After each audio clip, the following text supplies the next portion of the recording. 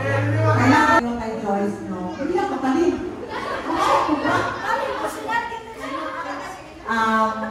Makita din mo si Joyce, very smart na bata pa. So,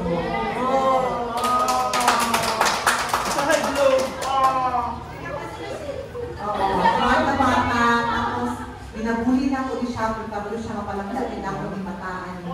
Kaya nakita din ako siya dito.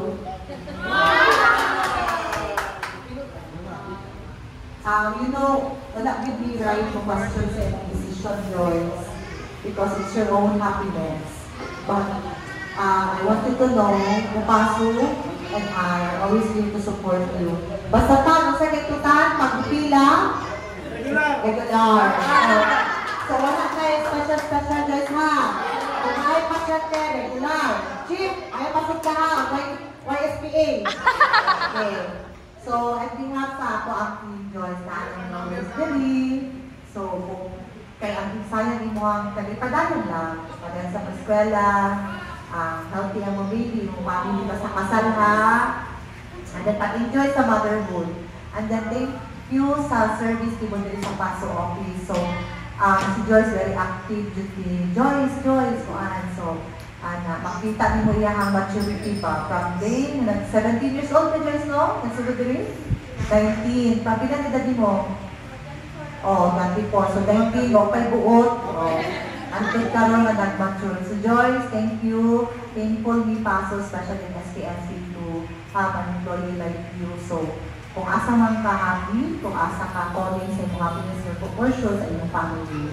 So, naalang ni always sa inyo, ha? I love you, guys.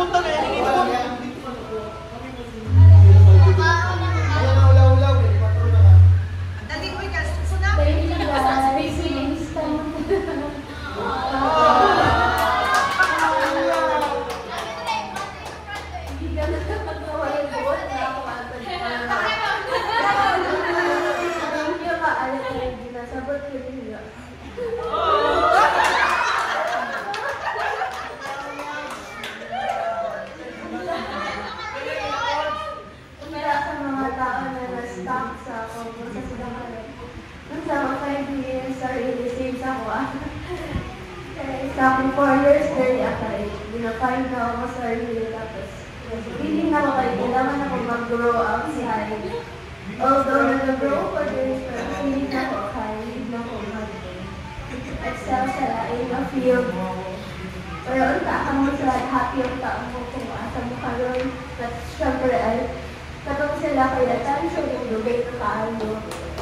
Na kaya rin yun na mag-stay, like mag-commit o di nga nakadugay. Happy mo guys. Happy ko kasama ng decision and miss ko.